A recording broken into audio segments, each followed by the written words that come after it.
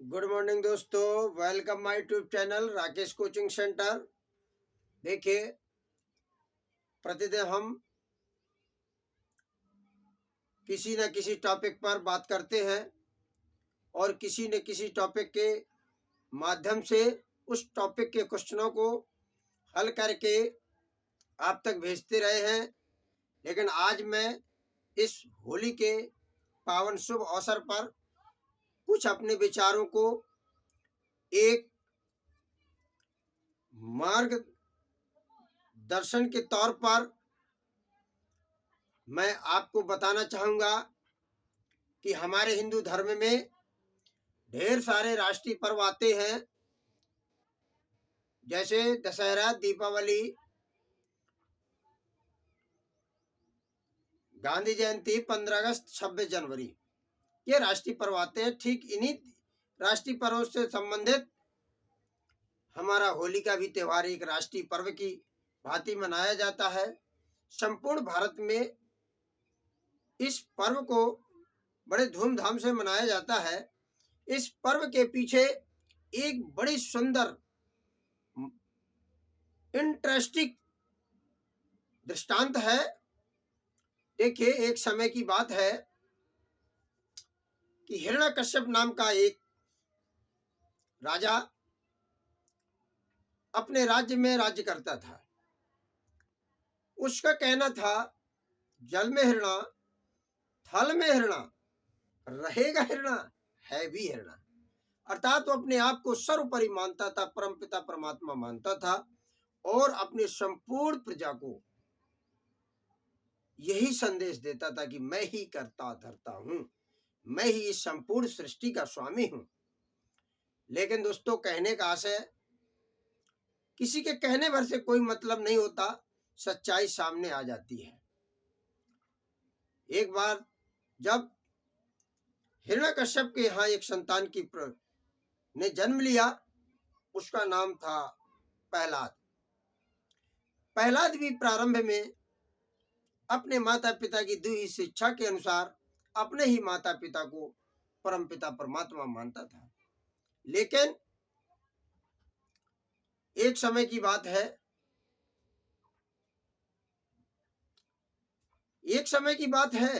एक दादी माँ मिट्टी के बर्तन पका रही थी।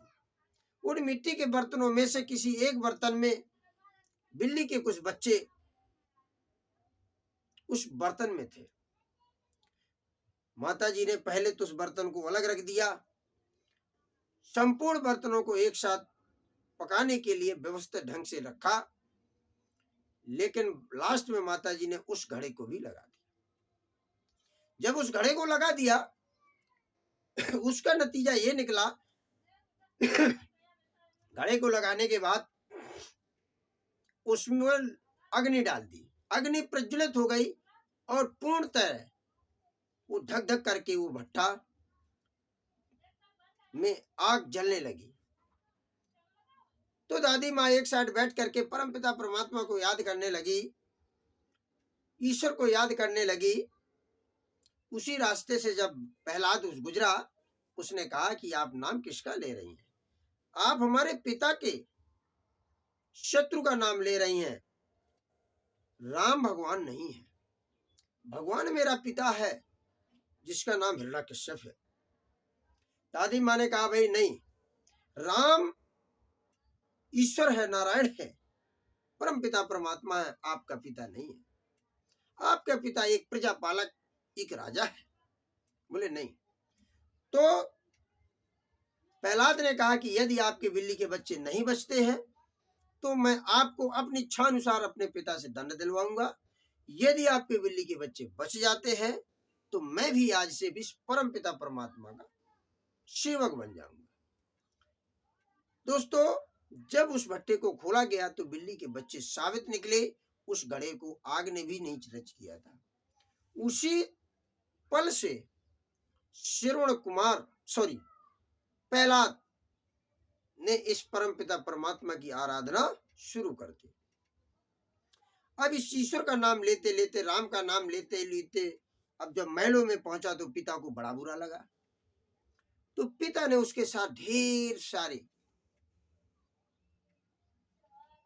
यत्न किए, प्रयास किए मोड़ने का, पर वो नहीं मुड़ा। पर्वत से फेंका, प्रभु ने बचाया। कांटों में फेंका, प्रभु ने फूल बनाया, बचा लिया। सर्पों की कोठरी में डाल दिया, वही सर्प रक्षा करने लगे, कुछ नहीं बिगड़ा। कहते हैं जाको राखे साइया, मार सके ना कोई। अब उसकी रक्षा परमपिता परमात्मा करने लगे। देखिए, जब परमपिता परमात्मा उसकी रक्षा करने लगे तो हिरण्यकश्यप की एक बहन थी होलिका, उसको वरदान था, उसके पास एक शाल था कि जब तक ये शाल आप ओढ़े रहेंगी तब तक आपको अग्नि टच नहीं करेगी। हिरण्यकश्यप ने कहा कि बहन होलिका, इस बच्चे को लेकर के अग्नि में बैठ जाओ, इसको जला डालो। होलिका बोली ठीक है। लेकिन प्रभु ने ऐसा हवा का झोंका चलाया कि वो कपड़ा उड़ करके प्रहलाद के ऊपर ढक गया और होलिका जल गई। तो देखिए, कहने का आशय ये है, हमने ये जो आपको दृष्टांत बताया, ये दृष्टांत हम सभी को प्रेरणा देता है, एक मार्गदर्शन देता है। हमें धर्म के रास्ते पर चलना चाहिए, सच्चाई की परख करना चाहिए। किसी के कहने पर हमको भ्रमित नहीं होना चाहिए, किसी के कहने पर हमको अपने मार्ग को नहीं बदलना चाहिए। दोस्तों, जब तक हम हकीकत से नहीं जुड़ते हैं तब तक हम भ्रमित रहते हैं, परेशान रहते हैं। सपोज दैट, एक एग्जाम्पल के तौर पे हम बताएंगे, यदि किसी शीशी में शहद भरा है, अगर हमने आपको समझाया कि भाई ये बच्चे ये शहद है, आप मान जाएंगे। हमसे बुद्धिमान कोई आकर के आपको समझाने लगेगा कि ये शहद नहीं है, ये दवा है, आप भ्रमित हो जाएंगे, उसकी बात को भी हाँ कह देंगे। तीसरा उससे भी बुद्धिमान आ जाएगा, बोलेगा ना तो ये शहद है ना दवा है, ये तो कोई केमिकल है, उसको भी आपको स्वीकार करना पड़ेगा, क्योंकि आपने जाना नहीं। इसलिए कहा गया है, बिन देखे मन नहीं माने, वो मन माने बिन प्यार नहीं, और प्यार बिना भक्ति ना होए, बिन भक्ति उद्धार नहीं। इसलिए कहते बिना देखे मन नहीं मानता है, मन को हकीकत की जरूरत होता है, सच्चाई की जरूरत होती है। तो दोस्तों, आज हमने आपको इस होली के दृष्टांत के माध्यम से आपको सत्य की ओर जोड़ने के लिए हम आपको प्रेरित करने का प्रयास कर रहे हैं कि देखिए, जिस प्रकार बुराई जल करके भस्म हो गई, अच्छाई सामने आ गई, ठीक इसी प्रकार हम लोगों को अच्छे कर्म करना है। ये परमपिता परमात्मा हमारी रक्षा जरूर करेगा, हमारे जीवन में तरक्की जरूर लाएगा, हमें सुधार करेगा। तो देखिए दोस्तों, इस होली के पावन पर्व पर आप लोग अक्सर कहते थे कि सर कुछ ऐसी प्रेरणादायक जानकारी दीजिए जिससे हमारा मन नए सिरे से पढ़ाई के लिए अग्रसर हो जाए और आनंद भी आ जाए और उससे कुछ शिक्षा हासिल हो। इसलिए आज हमने ये वीडियो के माध्यम से आप लोगों के इस होली के पावन अवसर पर होली का ये दृष्टांत बताया, किस प्रकार से होलिका का अंत हुआ और किस प्रकार से प्रभु प्रेमी को नया जन्म प्राप्त हुआ, अर्थात उसके जीवन में बाहर आई। तो कहने का आशय सिर्फ इतना है कि ठीक इसी प्रकार से हम लोग अपने माता पिता पर भरोसा करें, उनकी हर बात को माने और उनके अनुसार चलें। इससे जिस प्रकार से परमात्मा ने प्रहलाद की रक्षा की, ठीक इसी प्रकार से परमपिता परमात्मा आपकी भी रक्षा करेगा, हमारी भी रक्षा करेगा, आपके जीवन में उन्नति करेगा, हमारे भी जीवन में उन्नति करेगा। तो आज से हमें इस होली के पावन पर्व पर अपने माता पिता के चरण छूना है, ताकि माता पिता के चरणों से उत्पन्न ज्वाला के द्वारा हमारे अंदर का अहंकार, द्वेष, ईर्ष्या, क्रोध, मोह, लोभ समाप्त हो जाए, चल जाए। हमारे अंदर के अवगुणी जल जाए, वही होली है। हमारे घर में यदि हम डेली माता पिता के चरण छूते हैं तो डेली हमारे घर में होली है। यदि माता पिता के चरण नहीं छूते तो होली नहीं है। होली का ही मतलब है हमारी बुराई का जल जाना, हमारी बुराई को खत्म हो जाना।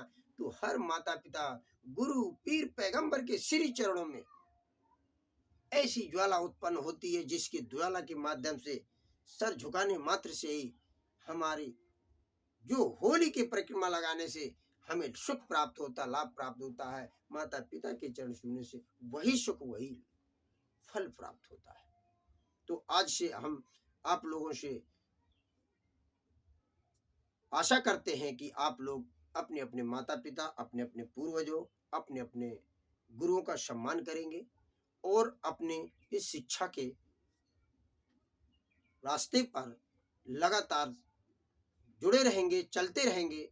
और हम ईश्वर से कामना करते हैं और हम होलिका जी से प्रार्थना करते हैं कि जो भी जन, जो भी विद्यार्थी इस वीडियो को देखे, इस वीडियो के में दी हुई सिखलाई के अनुसार चले, अपने माता पिता को सम्मान करे, अपने माता पिता के अनुसार चले, गुरुओं के अनुसार चले, उसके जीवन में तरक्की दें और उनका भविष्य उज्जवल करें। धन्यवाद।